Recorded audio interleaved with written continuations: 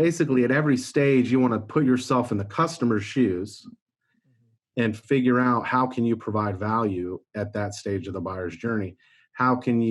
What questions will they have at that point? What challenges are they running into? What do they need? What would you want to know if you were in their shoes?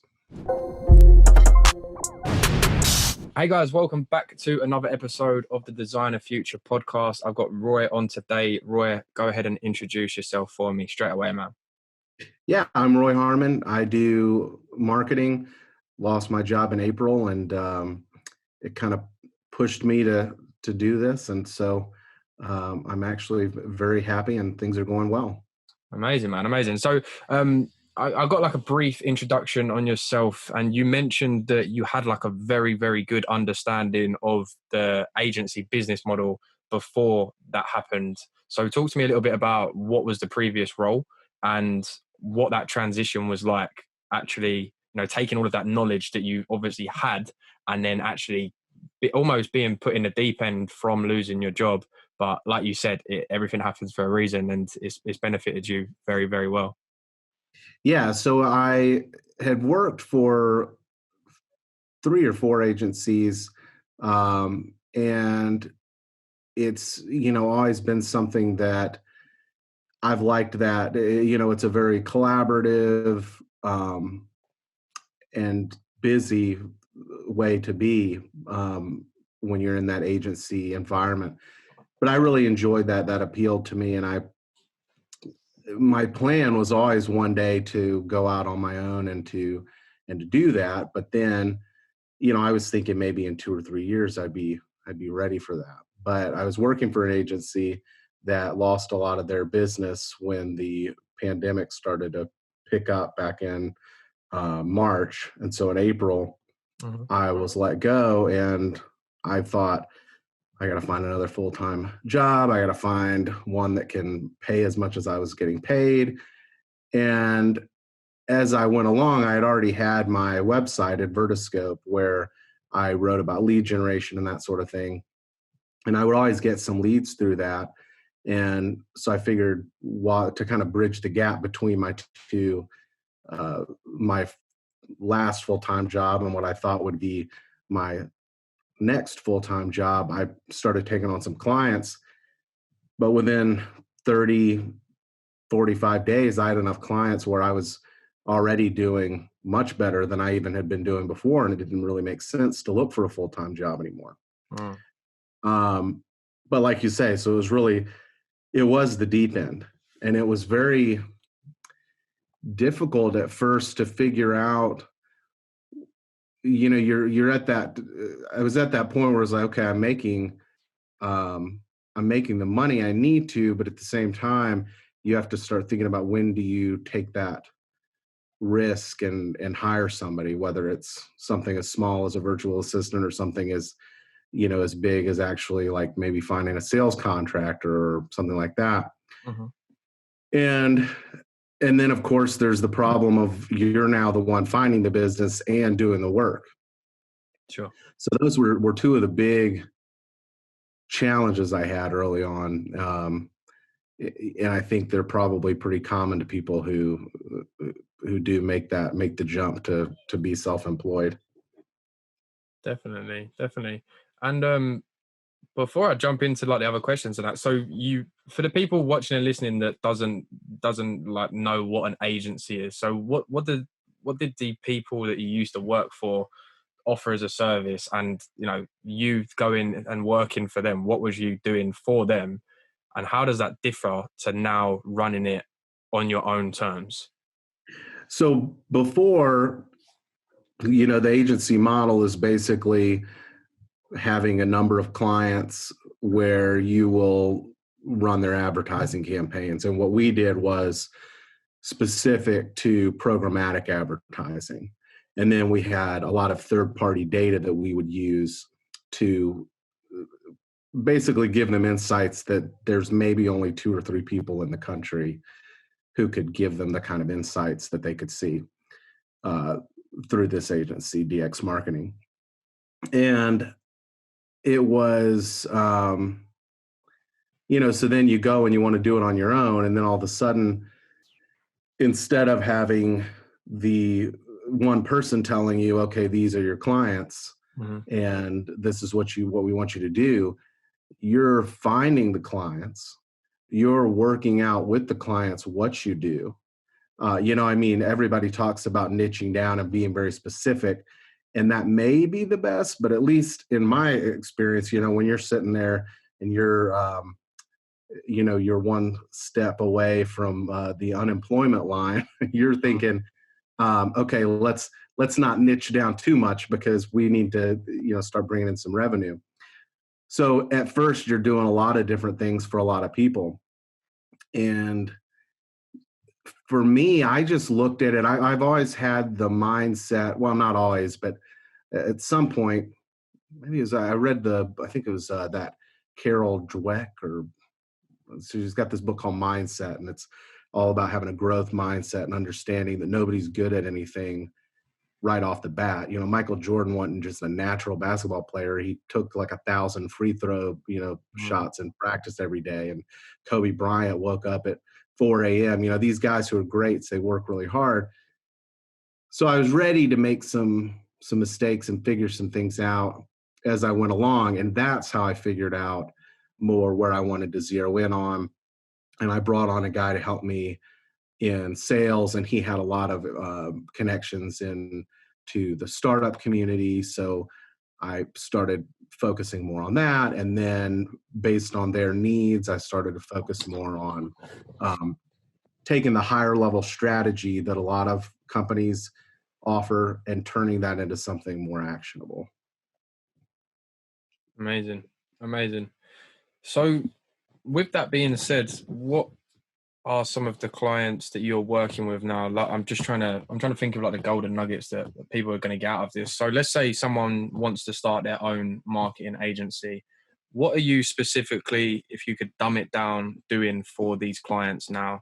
And how could someone that hasn't got the knowledge that you've had replicate it and study it in a sense to be able to offer that as a service themselves? Yeah, I think the what I've determined is the best for me, and it's something that anybody could kind of tweak, is over the last 6 months, I've sent out a lot of different proposals, and I always offer 3 different plans for the proposal, so that based on their budget and based on what they want me to do, we're able to find something that is a fit for both of us. And what I've determined is the best way for that to work is I look at a spectrum of how, on one side you've got very advisory work, more consulting. Maybe I'm working with, I'm just giving them, we're talking about giving ideas. It's more of just much more consultative. And then on the right-hand side, you've got very execution-based, very implementation-focused, where either I or somebody on my team is actually taking care of these building campaigns, writing copy, that sort of thing. And then in the middle, it's more of almost vendor management plus strategy. And there's a guy named Jonathan Stark who has some great insight and a lot of free stuff on his website. And so I actually took his pricing seminar and learned a lot about the basics of just putting together a proposal, which, is really important to do. And then from there, though, I had to figure out what is it that makes sense for me. And that's how I settled in on that advisory to execution spectrum. And really, I've worked in every area of marketing pretty much. I've kind of run the gamut of things you can do. So there's things that I prefer to do, but I don't really, rule anything out. Yeah. And I would say that it's just, you based on what anyone listening to this knows how to do, they would need to, of course, limit it accordingly, and then have that model where there's, going to say, here's where I just help you out, and here's where I actually do it. And also, having a website was really, really crucial. But I get leads coming in through my website, and a lot of what I talk about on the website is how to build a website that will allow you to generate leads. So it's got kind of meta. Like a catch-22. It's quite So I've got just the basics of how to build a lead generation website, and how to do that. For me, the challenge is, how do you do that in a very cost-effective way? So one of the challenges I set for myself is like, let's figure out how could somebody do this for free if they needed to. And so I've got an article where I just broke down everything all the way down to a domain name for free. And that's really all it takes. And even if you're not going to say, like, even if you don't lose your job, or even if somebody doesn't actually, or even if you don't decide, I'm going to jump out there and just do it, you can start building it on the side. And just building your own website is something that's very easy to do. For me, it was I never even felt like it was, I did it over the course of 2 or 3 years, so that when I needed it, it was there. And, if there's one thing you can do today, I think everybody should have something like that, and just think of it as an insurance policy.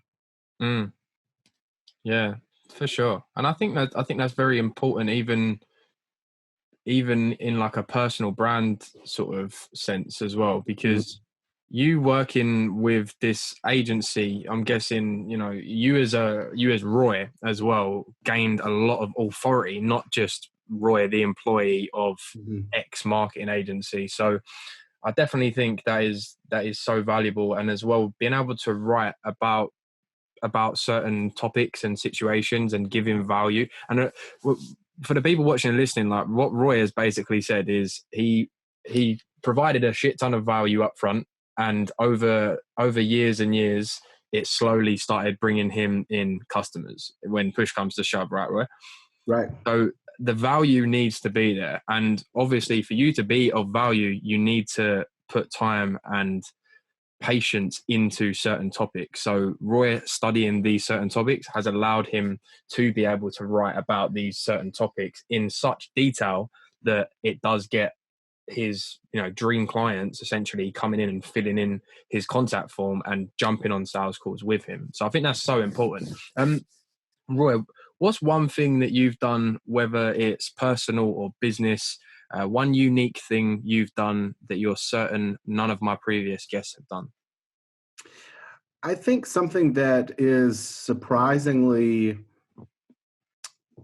underused is the idea of segmenting your advertising audiences and your email list according to the buyer's journey. I think a lot of people pay lip service to the buyer's journey. A lot of people create content around the buyer's journey, but I don't really see anybody actually saying, let's be very aggressive in how we push the right content to the right people at the right time.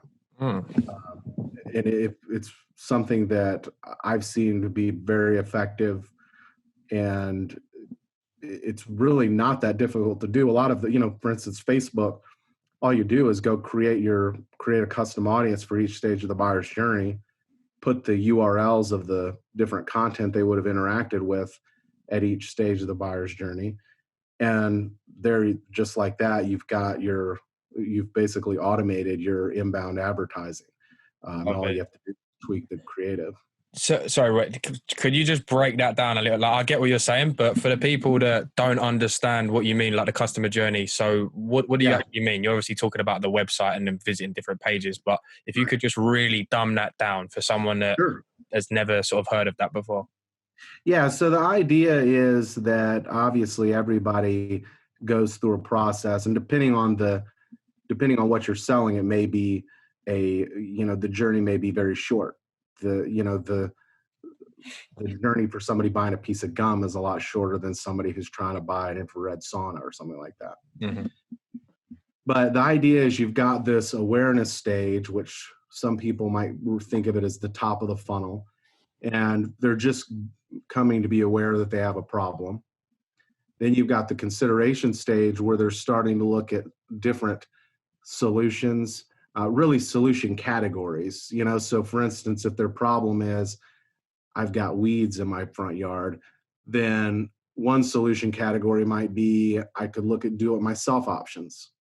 And another one might be I could look at landscaping companies. Then you get down to the bottom of the funnel, the decision stage. And at that point, they've decided, okay, I'm not doing this. I'm too busy to get out there and pull weeds or do whatever I need to do. I'm going to hire a professional. And at that point, you need to convince them that you're the professional for them. And when you have a full funnel approach with your content and your promotion strategies for that content, you're building your brand awareness, you're building your credibility all along the way, so that when they do get to the bottom of the funnel, they know you know what you're talking about because they've heard of you before, they've learned things from you, and they're already pretty educated on what they need, so your sales velocity is going to be a lot faster. And the way that I recommend, the easiest way to know what stage is somebody in is to create content that speaks to each stage. So maybe in the awareness stage, you highlight the problem and consequences of the problem to generate some demand and actually create a sense of urgency. And then down the line, you curate your consideration content with, say, talking about the different solutions. Basically, at every stage, you want to put yourself in the customer's shoes and figure out how can you provide value at that stage of the buyer's journey. What questions will they have at that point? What challenges are they running into? What do they need? What would you want to know if you were in their shoes? And then, obviously, you want it to rank in search engines, but that takes a while. So that's why I recommend inbound advertising and dividing your list to where you say, if they've been to these pages, they're probably in the awareness stage. If they've been to these stages, they're probably in the consideration stage. They've been to these pages, et cetera. And then you kind of move them down the funnel that way. Amazing. So would you actually recommend running paid ads to those custom audiences? Is that what you're saying? Mm-hmm. Yeah. Yeah. So that's what I do. And that's what, it's of course a matter of budget, but the nice thing about remarketing audiences is they tend to be more affordable, assuming you have smaller audiences, which most people do at first. Sure. And you sort of spoke heavily on creating content, right? So I think that's one of the biggest questions at the moment, and I know you'll always get it. There's never going to be a right or wrong answer, but doing what you're doing, I think it's definitely something that will be valuable for you to touch on. Is what's your opinion on like the organic versus paid sort of question, the age-old question? Because ultimately, like what you've just said as well is like creating valuable content. Like you can't create valuable content at scale as in running ads, right? But what you've obviously said is so important, because creating that valuable content and then almost putting it on steroids by running paid ads to people that are going to appreciate this organic content, right? And then even better, retargeting people that have already seen this valuable content and been impacted heavily by it. So yeah, just talk to me a little bit about your opinion on organic versus paid and how you sort of mix the two together as well, in a sense. Yeah, the goal, of course, is to rely as much on organic as you can, just because it's less expensive. Obviously, you have to pay to have the content, but once the content's created, that's an investment that continues to pay dividends. Sure. So I think that when you start off, you're really, especially if it's a new company, you're going to need to rely more on paid traffic. But what you want to do is you want to make sure that when your paid traffic comes to your landing page, Mhm. that you have conversion opportunities so that you can actually capture their email address in exchange for something else of value, whether it's a free trial, a demo, an ebook, For sure. a consulting call, whatever, because that way you've now got them on your email list. These remarketing ads we've talked about are great, but you have no access to that list except when you're paying to run ads to the list. Hmm. Whereas with your email list, depending on what tools you're using, you could potentially be sending emails in the same way that you're running these ads. You could say, um, for instance, if you're using HubSpot, which unfortunately can be very pricey to get the kind of automation that you would need to do something like this. But if you're using something like HubSpot or Active Campaign's a little more affordable, uh, Drip is another one that will do this that I think is maybe the cheapest option. You can say, based on they've been to this page, or this page, send them this email. If they've been to these pages, send them that email. And that way you're able to do this in your organic efforts are working together with your paid efforts. So you're running the ads to sort of feed your funnel, and then but you're not just relying on that to move them through the funnel. It's a, I know everybody hates the word, but it's kind of like a synergistic, uh, so it's a synergistic thing that you're creating there, and everything's working together to help increase your sales velocity and ultimately increase your close rates, because you're educating these people and you're making sure that when they're ready to buy, you're top of mind. And at that point, people wouldn't even think of going anywhere else.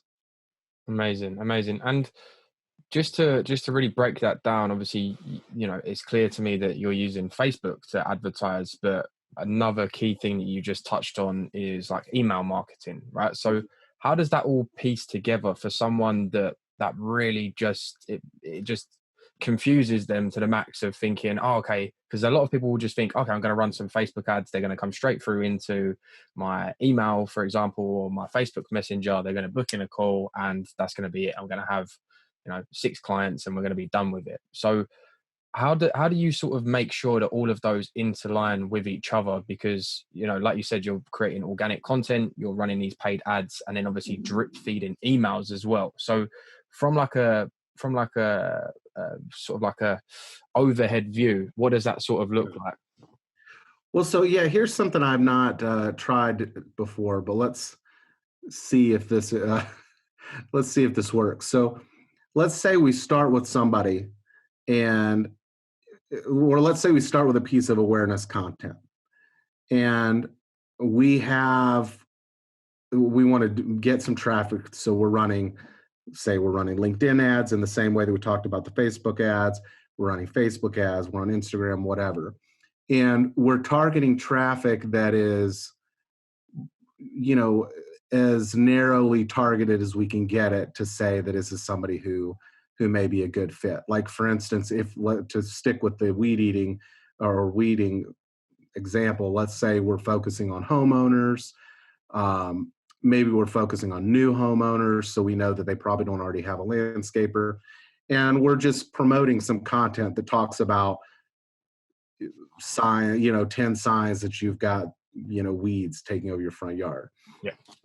So they click on that piece of content, and they go to your blog, where you have some great value there. And then at the end of the blog post, you have something that allows you to get their email, whether it's a you know top 10 things that could go wrong if you don't fix this problem right away, or something like that. So then you've got their email. Now you're continuing you've still got your ad campaigns running. So now, um, assuming they interact with your consideration stage content, and you may actually kind of insert some of that into your higher funnel campaigns, just in order to make sure that they're aware of that, so that you can capture that if something, because they may have a conversation with their wife that leads them to move to the next stage of the buyer's journey, and you're not going to know that. So you kind of sprinkle in some of this consideration stage content, Mm. So they're now seeing those ads, and based on what you see where they're going on the website, you can then send them an email that says, um, hey, if you've got this problem, here are some of the ways that people deal with it. And maybe you have a couple of links in there, and one of the links talks much more about going with a professional. And if they click that link, then they're in the decision stage. And so they're just going to keep moving through that way. But there's all these, you've got your email, you've got just when they're on their website, they can look around, and you've got your ads. And so they'll see your ads, they'll get your emails, and you can even do direct mail retargeting, which especially for a company that's like a local company, like a landscaping company, you may say, if they've been on these web pages, send them this postcard. And 2 days later, they'll get a postcard in the mail, and maybe you put a special offer on there. Nice. So you can have multiple touch points, and the most involved part of it is just making sure you've got the content and the creative for every stage of the buyer's journey. But all this, I mean, like the direct mail retargeting, that's like less than $1 a postcard, and you only pay when you send a postcard. So you can kind of just do the common sense math and decide if a postcard in the inbox is worth a click on an ad, which is, a lot of ads cost at least that much. But yeah, so you're just looking to have all these touch points and to be very relevant to them and the value that they need at that moment in time.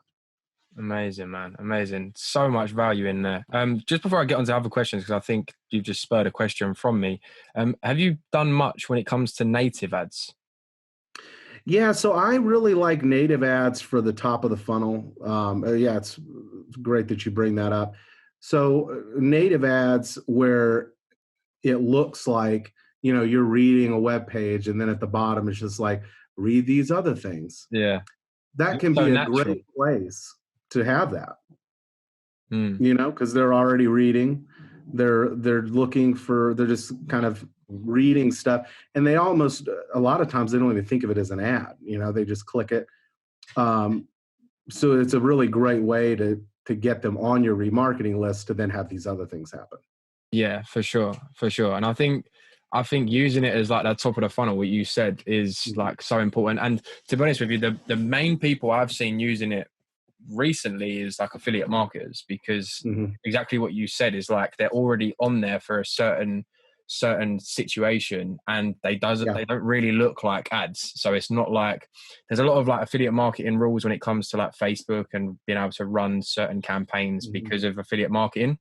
And I think with native ads and affiliate marketing, it seems to be one of the most natural ways, because one, they're already, like you said, in that process of just reading stuff, and think that they're just going on to another blog page. And for the people watching and listening, like one of the key things I've realized from these guys doing it is not to just run a native ad straight to your product or your checkout page, for example. Send them to another blog post, like what Roy has said. Like he's basically built this all around him creating this valuable blog post content. So that's a really good idea for like even him to do, is like run those native ads to another blog post where it's talking about similar content. And then, like he said, you're bringing them into the top of your funnel, and then you can retarget them with the Facebook ads and stuff as well. Yeah. Roy, obviously, you've had a pretty unique situation in terms of working within a few agencies and then starting your own agency. Like a lot of the people I've spoke to haven't had that like in-house experience and then started their own agency. They've always like sort of started their own thing and sort of went from the ground up. But I think you've got such a unique perspective, because you've almost seen like the do's and don'ts in a sense, and almost been like, I'm guessing you had some sort of limit to your creativeness and what you could do under someone else's name. So now you can do it for yourself. But the main thing I want to touch on is, what about like your habits and routines? Because, when you are working for someone else, you're like, yeah, okay, I've got to be at work 9 to 5, for example, or whatever hours you had to do. So how has that been transitioning into working for yourself in terms of the hours that you've been putting in and the habits and routines that have come along with that? Well, so one thing for me, and I think this is probably true for a lot of people, is it's at first I realized that I was really just working all the time, Mm. and not even necessarily because I needed to be, but just because before this was kind of like my hobby. Yeah. So, I worked on the website and everything after work, and I just did that for fun. But so now I'm working on it. I'm working on, my business during the day and at night. And then and my wife's like, what's What's going on? going on? Where are you? And so that was one thing. And what I've started to read this book called Deep Work. It's very interesting. And Oh, I want to read that. uh, it's very good. And he talks about, because the thing is, depending on what you do in an agency, um, I've had roles ranging from more strategic roles to more execution-based roles. Depending on what you're doing, you may really need some time to think strategically, and that's what deep work is about: is setting aside the time and creating the habits. Because for me, it's not enough just to do the work. I have to, first of all, a lot of what I do is coming up with developing marketing strategy for other companies, and that is a kind of deep work where I can't work on that 5 minutes here, 30 minutes there. Definitely. And I've got two kids also. So I've got to, I've had to set the time out to where, fortunately, they're in daycare. So I just set out my time where it's like, okay, for this amount of time, I'm going to work on, really figuring out the strategy for client X.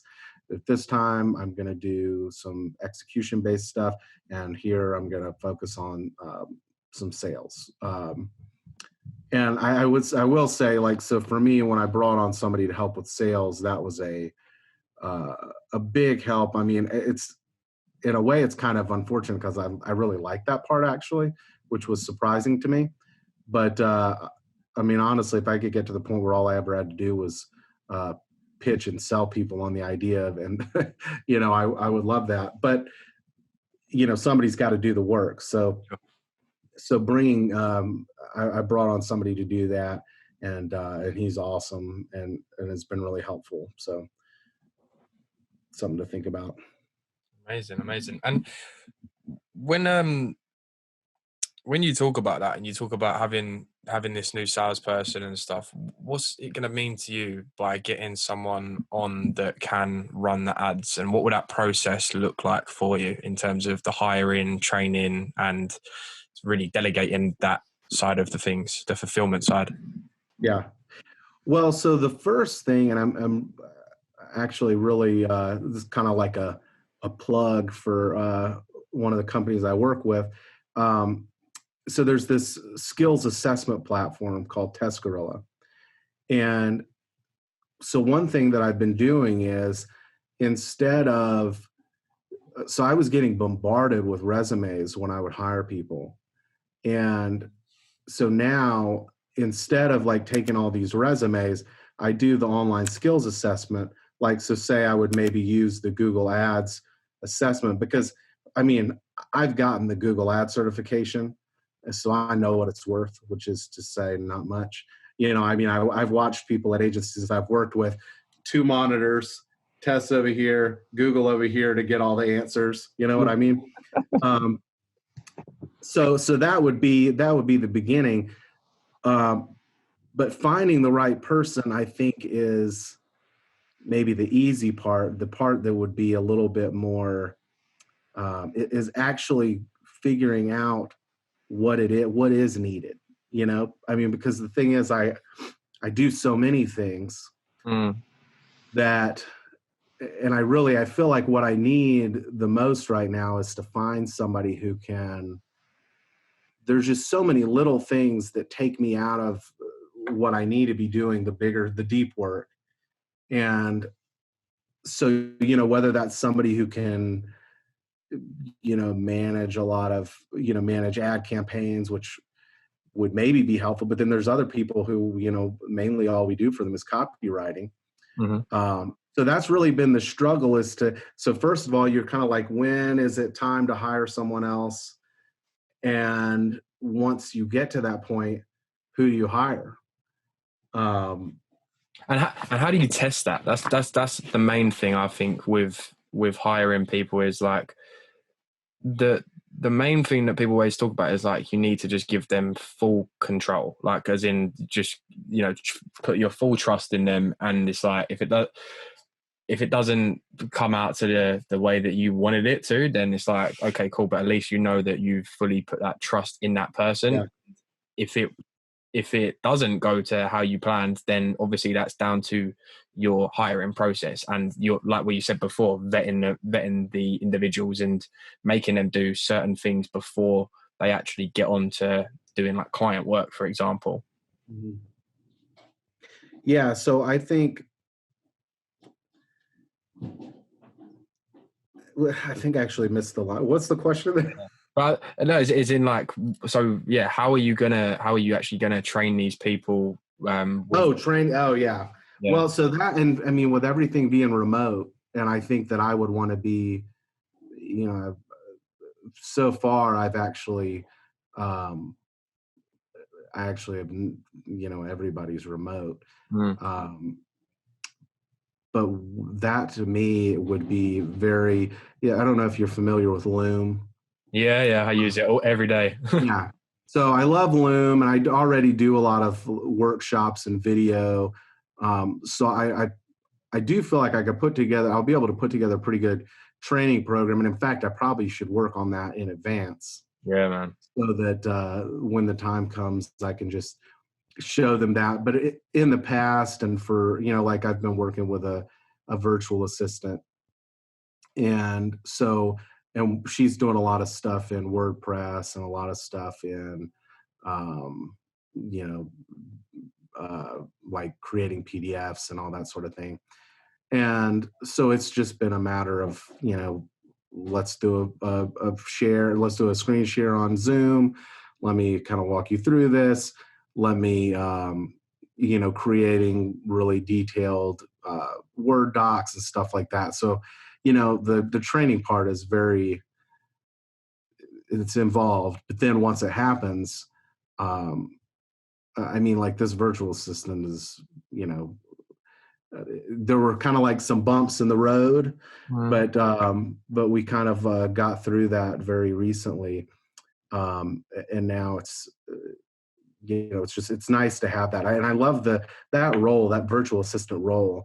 At this point, like that's maybe where I might continue to focus, just because it's really nice to have somebody to just kind of be able to almost be like a Swiss Army knife, Yeah, and I think it's so important. Like for the guys watching and listening, if you don't know what Loom is an application that you can essentially screen record your screen, and you can have a little video of yourself in the corner, and you can literally walk through whatever. So if Roy is using it, for example, and this is something that I recommend for anyone and everyone, literally whatever business you run, whether it's an online business or not, even if you're like a service-based business. This is something I told my brother-in-law to do, and he has a roofing company, so completely out of the online marketing side of things, right? But you got to imagine, if Roy has systems and processes for everything that he does. Let's say, for example, the process of when Roy brings on a new client, what does he do? He has to do step 1, step 2, step 3, step 4, step 5 for his new client to get the result that they're paying him to do, right? So it makes so much sense for him to go on and record that process on Loom of him doing it. And you got to imagine, if he records that once, he then doesn't have to do that ever again, because he's got that process in black and white, in a sense, that he can literally send that to any VA. Yeah. And that's what's so important about VAs, is like, make sure that you actually have clarity on what you want them to do. Because if you just have a VA and then you're like, oh, okay, I'm going to send them this task when it arises, like, no, like, have specific things that they do, and then have certain structures and systems in place that is so easy for them to follow that anyone could. And Yeah. by having that in place as well, is like, let's say, for example, touch wood, Roy's amazing VA that he's found and trained to this point, let's say, for example, she goes and gets a full-time job somewhere else, or, you know, for whatever reason, she can't continue working with Roy. By having this arsenal of Loom training videos built up, he could then go hire someone and know for a fact that he literally has to send this person one link and they're going to be as Yeah. trained as the last one. So I think And that's, that link is a really, I think maybe an underrated part of it. You know, I used to work at an agency where, you know, we would have the Google Ads training, all kinds of like how we would manage our accounts on YouTube videos, mm, which means that you don't just record the video, you record the video, then you upload the video, then you have to, you know, determine, is this thing, I guess it's going to be unlisted, or how are we going to do that? yeah. You know, with Loom, you record the video, they give you the link and you send it off, which is much more convenient.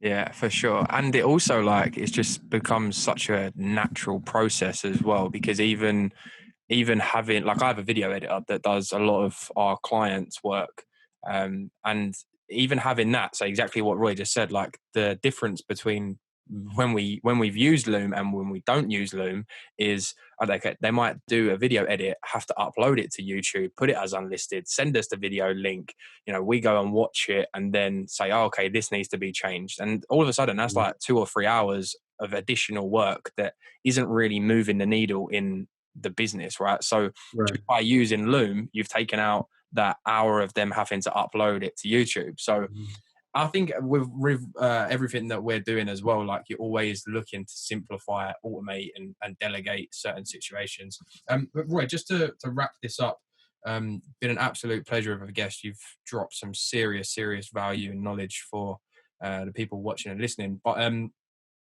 know, this is the Designer Future podcast. It's all about yourself as well. You know, congratulations for first thing, like, going out on your own and putting all of the knowledge that you had and doing it for yourself. But where is Roy in the next 12 months? So let's say, for example, we got you on the podcast a year from today. Where would you be? I mean, I'd love to be at 7 figures. I'd love to have um, you know, a team in place that was taking care of more of these, you know, sort of not, you know, just the shallow work, to use a term from the book we talked about earlier. Sure. And you know, I'd really like to. So I've so far been working with really fun companies, and it's been really nice. And that, you know, the amount of people that I'm engaging with and really enjoying has been huge. And so I would just love to grow that network and just continue meeting great companies and working with great people. Amazing, man. Amazing. And sorry, just to really end this off now, is there a certain situation with a client or previous results that you've got that really just puts a smile on your face? Yeah. So the one of the times that is really, I feel like, one of the best indicators of this, just because they weren't doing any real marketing, and then we did this. So they were at Fusion Web Clinic. The marketing was, you know, they had a few blog posts that were pretty short. And then when I came in there, I worked with the CEO, and then we eventually pulled in another. He was supposed to be a graphic designer, but he turned out to be just like a, you know, great marketing brain as well. And so the three of us implemented this strategy, and leads went up by 500%. New customers went up by 20%. ARR went up by 245% in a year. So it was really great, and it was a great company. And the CEO was really great, and the so-called graphic designer, creative specialist, who turned out to be an all-arounder, they were fun to work with. So that was, I would say, a really shining example of how it can go right. Amazing, man. Amazing. Well, thank you so much for coming on as a guest. Where can the people find you if they wanted to get in contact with yourself? You mentioned you've putting out a lot of valuable content on your articles as well. Yeah, so I'm on LinkedIn, just Roy Harmon, and then I'm at vertiscope.com, and that's where I write about lead generation and digital advertising, all the sorts of things we've been talking about. Awesome, man. Awesome. Well, thank you so much for coming on. People watching. Thank you for having me. It's been great. You're a great interviewer. That was awesome, man. That was awesome. And I'd love to get you back on for us to potentially speak about a specific part of what we've like briefly gone over in an up and coming episode for sure. Because I think you've got so much value to give as well from a really unique perspective, having working within a role and then doing it for yourself. Because I feel like you would have had a lot of limits to what you could have done versus now where you've got no limits to the creativeness. And yeah, it's definitely very freeing in a lot of ways. For sure. Well, thank you again for coming on, man. Thank you for the guys watching and listening at home, and I shall see you in the next episode. Take care, guys. Bye-bye.